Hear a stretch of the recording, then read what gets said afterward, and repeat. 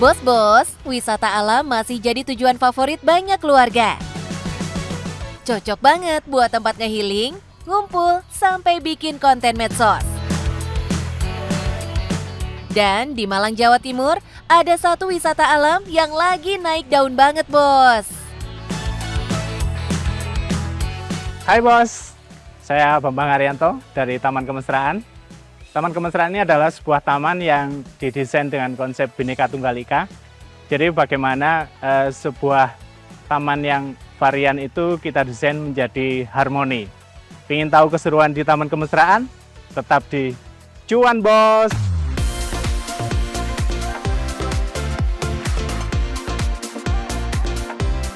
Secara bisnis, ini strategi yang kuat, bos.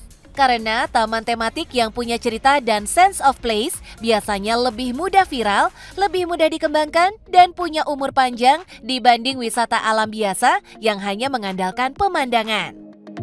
Kalau trennya kita baru di 2024, itu setelah mungkin kita coba melebur ya, jadi karya-karya kita yang otentik, kita coba sesuaikan dengan kebutuhan pasar, jadi mungkin warnanya, teksturnya, polanya itu kita sesuaikan agar bisa menjadi sebuah ruang media sosial.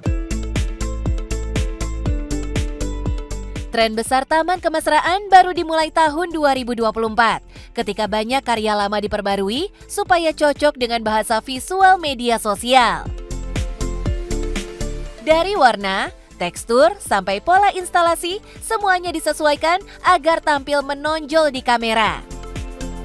Bos, inilah strategi adaptasi yang penting di bisnis wisata modern. Bukan mengubah identitas, tapi mengemas ulang supaya relevan. Secara bisnis, ini langkah cerdas, bos. Karena produk mereka tidak hanya tiket masuk, tapi experience-based tourism, jenis wisata yang marginnya jauh lebih tinggi.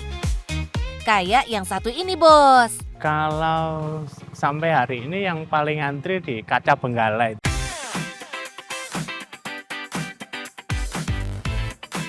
Visual yang unik membuat pengunjung membagikan pengalamannya ke media sosial. Efeknya jelas, traffic organik naik tanpa biaya iklan besar.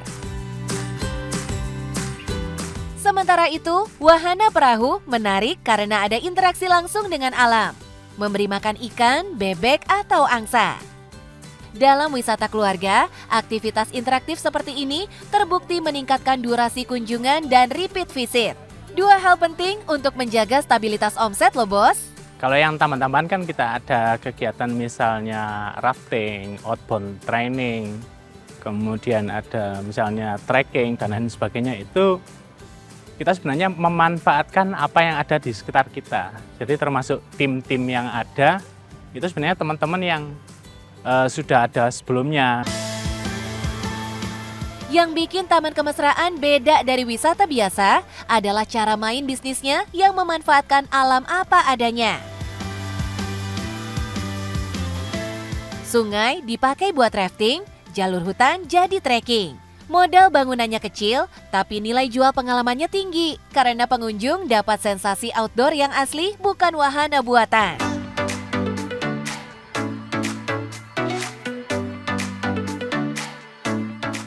Tapi kalau wisata tanpa kuliner, rasanya kurang komplit ya, bos. Nah, bos, kafe daun coklat jadi pelengkap yang penting. Selain menambah kenyamanan pengunjung setelah keliling spot foto, kafe ini memperpanjang durasi kunjungan dan otomatis menambah pemasukan.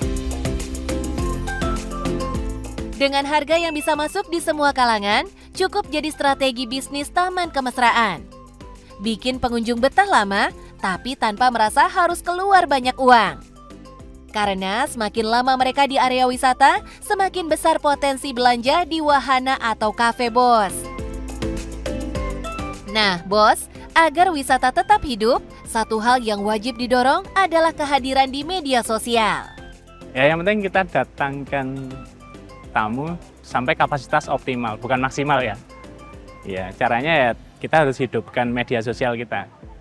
Terus kita juga kerjasama dengan rekan-rekan yang lain untuk menghidupkan media sosialnya. Yang penting di situ sih sebenarnya. Bos, strategi ini penting karena bisnis wisata sangat tergantung awareness. Satu video FYP saja bisa mendatangkan ratusan pengunjung baru, Bos. Oke Bos, sudah lihat keseruan di Taman Kemesraan tadi.